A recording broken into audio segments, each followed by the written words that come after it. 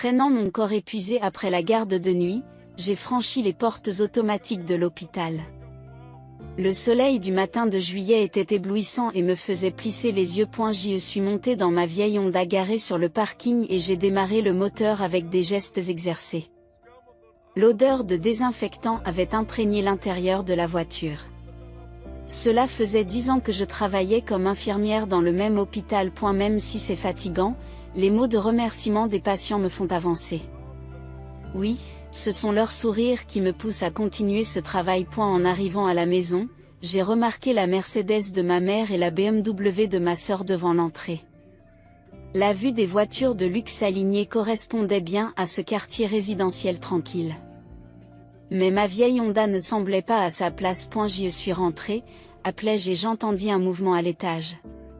C'était mon grand-père William. Je me précipite dans l'escalier. Grand-père, tu es réveillé?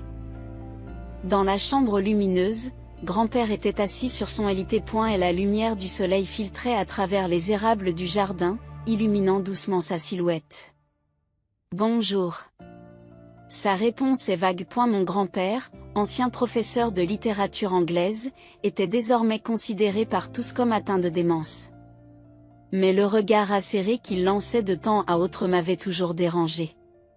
C'est l'heure du petit déjeuner. J'ai acheté des bagels aujourd'hui. Je soutiens doucement son bras tandis que nous descendons lentement les escaliers. Dans le salon, ma mère Patricia était assise sur le canapé, vêtue d'une tenue de yoga hors de prix, et regardait son smartphone. Ma sœur Jennifer prenait des selfies. Aucune d'entre elles n'a levé les yeux lorsque nous sommes entrés. Rachel, arrête de te promener dans la maison avec cet uniforme d'infirmière bon marché. Ma mère a froncé les sourcils. Sous son maquillage parfait, le dégoût transparaissait. Que est-ce que mes followers Instagram penseraient que ma sœur a ajouté? Elle avait apparemment plus de 100 000 followers. J'ai discrètement guidé grand-père jusqu'à la table à manger. Le portrait de grande-mère Margaret accroché au mur veillait silencieusement sur nous. 5 années s'étaient écoulées depuis la mort de ma grand-mère. La famille avait beaucoup changé depuis. Ma mère avait réussi en tant qu'agent immobilier de luxe et ma sœur s'était fait un nom en tant qu'influenceuse. Mais j'avais l'impression que des choses vraiment importantes avaient été perdues en cours de route. En découpant le bagel de mon grand-père en petits morceaux, je me suis demandé comment ma mère et Jennifer avaient pu traiter mon grand-père avec un tel mépris. Elles l'ont traité comme une nuisance, malgré les traces persistantes du professeur intellectuel qu'il était autrefois. Rachel, il est temps qu'il prenne ses médicaments, dit froidement ma mère. Merci. Je sais. En tant qu'infirmière et petite fille, je m'étais parfaitement occupée de mon grand-père. Mais était-ce vraiment mon rôle? Cette question a toujours tourbillonné au fond de mon cœur. En essuyant la bouche de mon grand-père après le petit déjeuner, j'ai levé les yeux vers le portrait de ma grand-mère.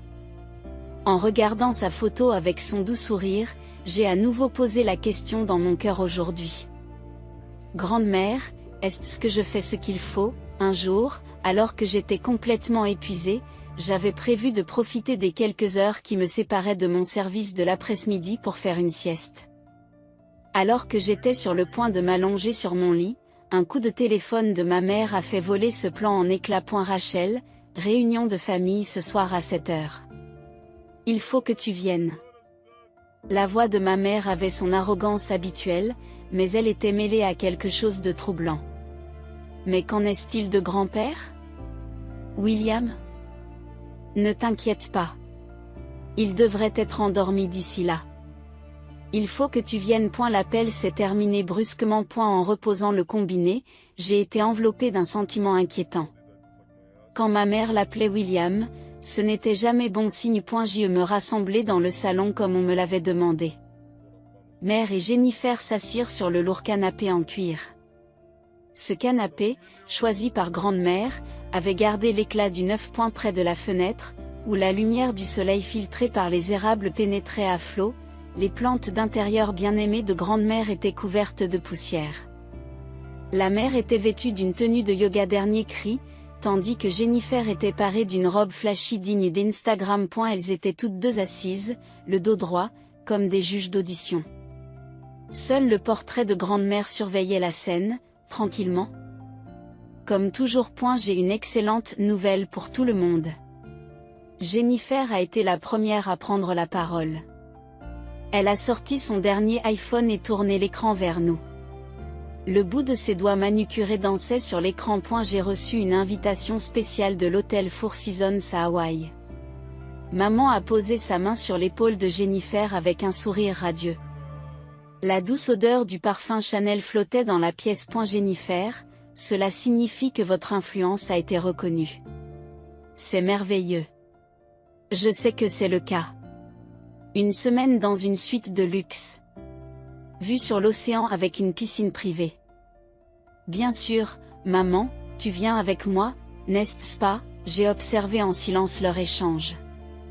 Dans ma poitrine, une angoisse indescriptible commençait à tourbillonner. À l'extérieur de la fenêtre, le ciel du soir s'assombrissait peu à peu. Mais qu'en est-il de grand-père, oh, Rachel? Maman m'a coupé la parole. Une lumière froide habite ses yeux. Son phare à paupières coûteux reflétait la lumière fluorescente d'un éclat sinistre. Vous êtes infirmière, n'est-ce pas? En tant que professionnelle, vous pouvez sûrement vous occuper de lui pendant une semaine. C'est vrai, Jennifer est d'accord. Il n'y a que vous qui puissiez le faire. Il y avait de l'ironie dans ces mots. L'appareil photo de son smartphone semblait déjà à la recherche de compositions pour les photos en maillot de bain d'Hawaï. Et puis, tu peux trouver quelqu'un pour te remplacer la nuit, non? Les mots de maman sonnaient comme un fait établi. Sa voix n'avait plus rien de la douce mère qui nous conseillait. Attendez une minute, tentai-je désespérément de garder mon calme. Je sentais mes ongles s'enfoncer dans mes paumes. C'est trop soudain. L'hôpital ne me laissera pas facilement faire. Rachel, la voix de ma mère s'est refroidie. Tu n'es qu'une aide-soignante? Alors occupe-toi tranquillement de ton grand-père. Ces mots m'ont transpercé le cœur. J'ai désespérément retenu les larmes qui montaient à mes yeux. Inconsciemment, j'ai serré contre moi l'afghan que ma grand-mère avait tricoté. C'est vrai. Ajoute Jennifer avec enthousiasme. Nous ferons en sorte de créer des moments agréables pour vous aussi. J'enverrai beaucoup de photos d'Hawaï. Je les posterai tous les jours sur Instagram Stories, alors regardez quand vous êtes libre. Les deux étaient déjà excités par leur projet de voyage. Réservation dans des spas de luxe, shopping, croisière au coucher du soleil. Leurs voix sonnaient comme des bruits lointains. L'air du salon semblait s'alourdir peu à peu. Mon regard s'est tourné vers les escaliers, vers la chambre de mon grand-père.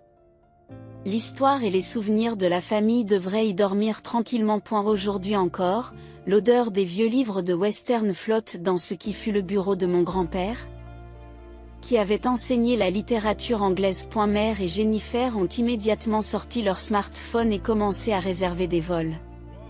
Le bruit des valises Louis Vuitton hors de prix que l'on sortait, les voix qui discutaient des nouveaux maillots de bain, tout ressemblait à un rêve irréel. Leurs rires occasionnels rompaient le silence de la maison comme des notes dissonantes. Rachel, nous partons après-demain matin, annonça enfin maman.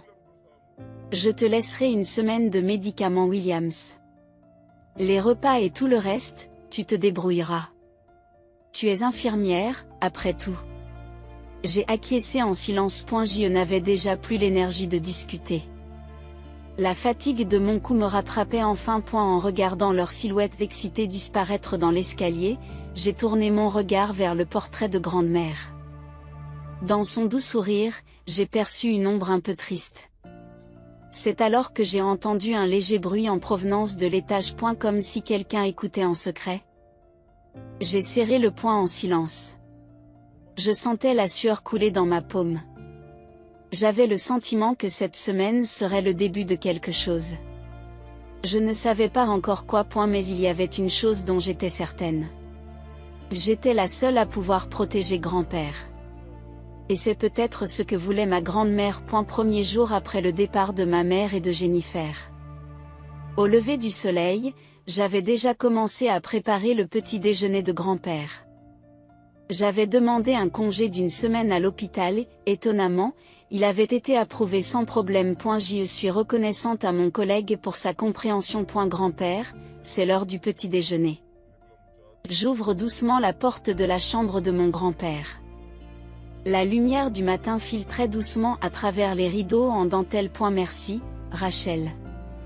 Je me suis arrêtée à sa réponse claire. Sa voix était complètement différente de ses réactions vagues habituelles. Grand-père était assis dans le fauteuil près de la fenêtre.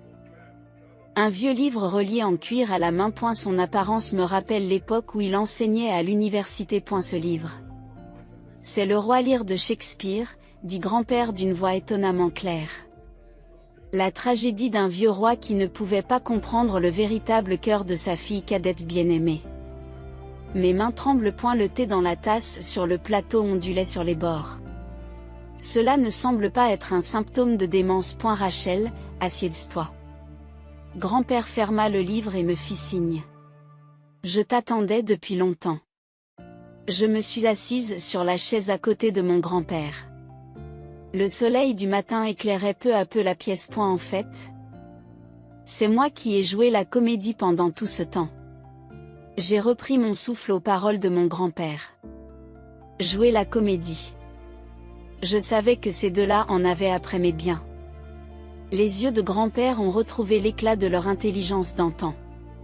Patricia pense que je suis atteint de démence. C'était ma stratégie de défense. Les mots me manquaient. Ce qui se passait devant moi ne semblait pas réel. Mais pourquoi? Tu l'as vu, n'est-ce pas? Grand-père continue calmement.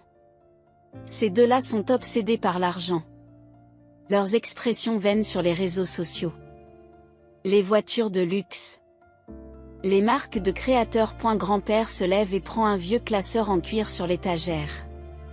Regardez-moi ça.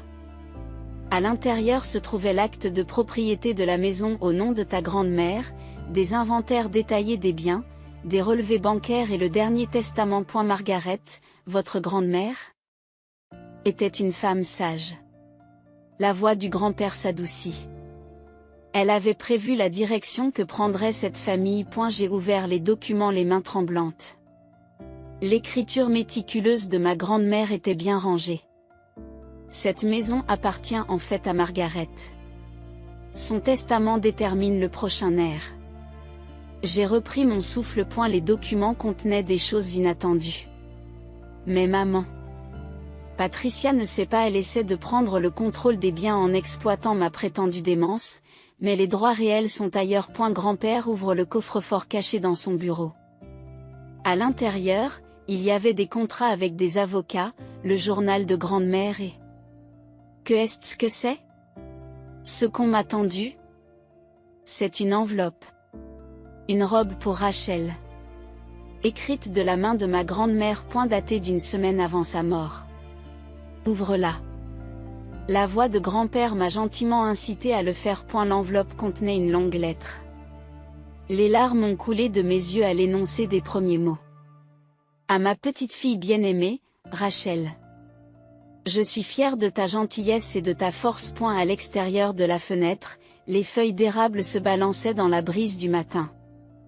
L'odeur des vieux livres dans la pièce. La lettre de grand-mère.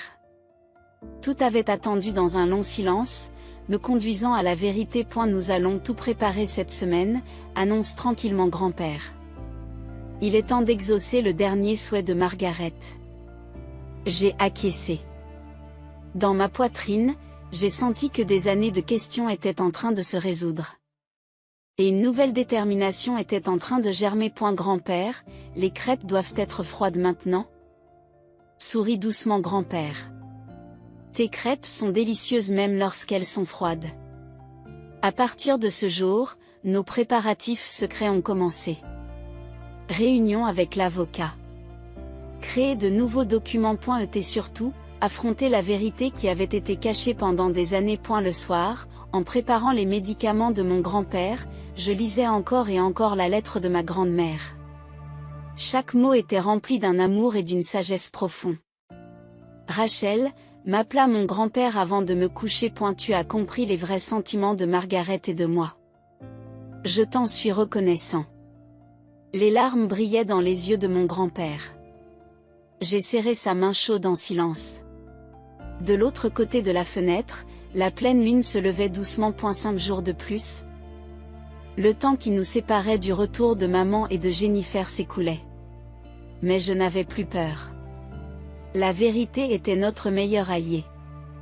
La semaine passa comme un rêve. Grand-père et moi avons eu des réunions détaillées avec l'avocat Joseph Morrison.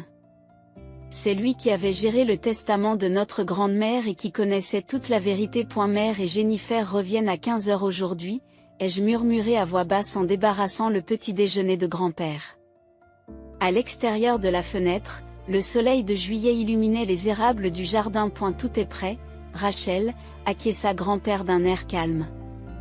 Je pouvais maintenant comprendre tout ce qu'il avait gardé caché dans son cœur pendant plus d'1 an, alors qu'il faisait semblant d'être atteint de démence. 14h45, on sonne à la porte. Ici Morrison, le grand avocat est apparu avec une lourde mallette en cuir. Était-ce-vous prêts tous les deux? Nous avons acquiescé. L'aménagement du salon s'est déroulé comme prévu. Des fleurs fraîches ont été placées devant le portrait de notre grand-mère. Puis nous avons entendu le bruit d'un taxi. Nous sommes rentrés. La voix sautillante de Jennifer résonne dans l'entrée. Une peau bronzée dans une mode tropicale flashy. Et la mère, elle aussi, semblait avoir bien profité de ses vacances. Oh, Rachel? Tu es là.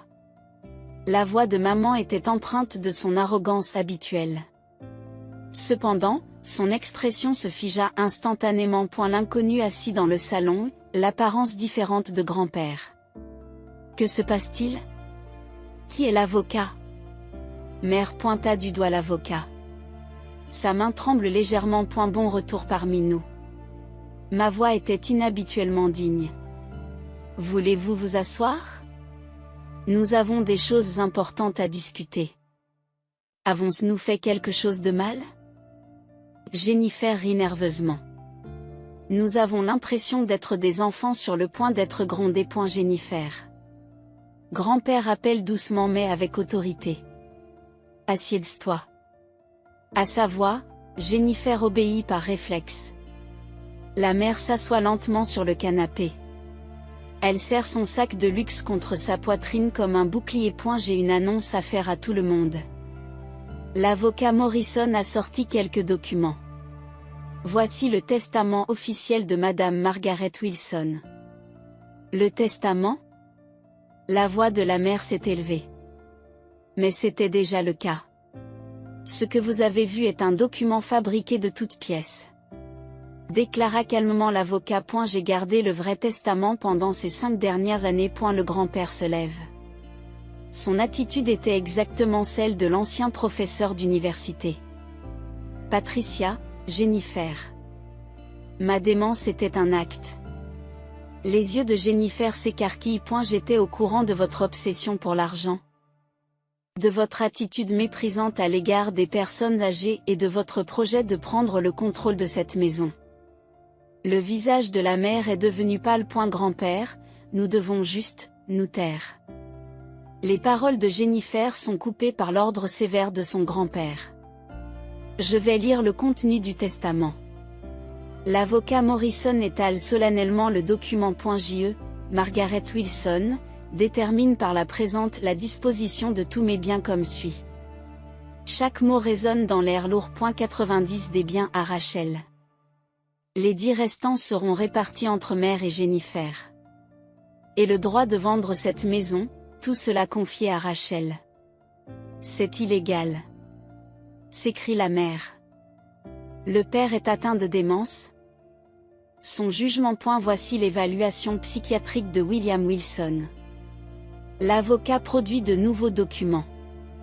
Il a reçu un diagnostic officiel d'un spécialiste la semaine dernière.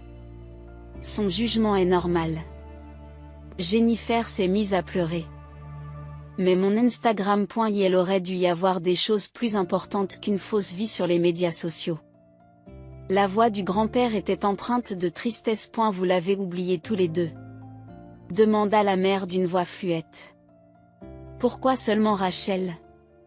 Rachel était la seule à montrer une véritable affection. Grand-père a posé sa main sur mon épaule. Ceux qui ont agi pour de l'argent en subiront les conséquences. Mère s'est effondrée sur le sol. Jennifer a désespérément essayé de retenir ses larmes. Son maquillage coulait sur ses joues. A eu fait, ajouta l'avocat. Ce jugement prend effet immédiatement. Vous devez toutes les deux faire vos bagages et partir dès aujourd'hui. Vous nous dites de partir? La voix de la mère tremble. Même si c'est notre maison, non. J'ai parlé doucement mais avec une grande volonté. C'est la maison de Grande-mère. Et Grande-mère avait l'œil pour discerner ce qui était vraiment important. À l'extérieur de la fenêtre, le ciel du soir se teintait de rouge. Le portrait de Grande-mère semblait sourire tranquillement. Mère et Jennifer se dirigent vers leurs chambres respectives et commencent à faire leurs valises. Articles de marque coûteux, vêtements voyants, produits de beauté. Tout était mis dans des cartons, sans aucun sens. Le bruit de leurs pas descendant les escaliers résonnait lourdement. De grosses valises placées à l'entrée. La porte qui ne s'ouvrirait probablement plus jamais. Rachel. Juste avant de partir, la mère se retourne. Pour la première fois. Une véritable émotion flottait dans ses yeux. Le regret. De la haine. Je les ai raccompagnés en silence. La brise du soir faisait bruisser les feuilles d'érable. Tu as bien supporté. Grand-père a posé sa main sur mon dos. Cette chaleur, ainsi que le soulagement d'être libéré d'années de fardeau, se sont infiltrés dans mon cœur. Grande-mère, ai-je fait le bon choix? Grand-père a levé les yeux au ciel et a souri doucement. Margaret serait sûrement fière. Une année s'est écoulée. Après le départ de maman et de Jennifer, la maison était devenue remarquablement silencieuse. Il n'y avait plus de parfum coûteux ni de bruit de séances de photos sur les réseaux sociaux. Au lieu de cela, l'odeur des vieux livres et les conversations tranquilles remplissaient doucement l'espace. Rachel, as-tu vu le journal? Grand-père étalait le journal local sur la table du petit déjeuner. Des nouvelles de maman? Demandai-je tout en versant du thé. L'article était petit.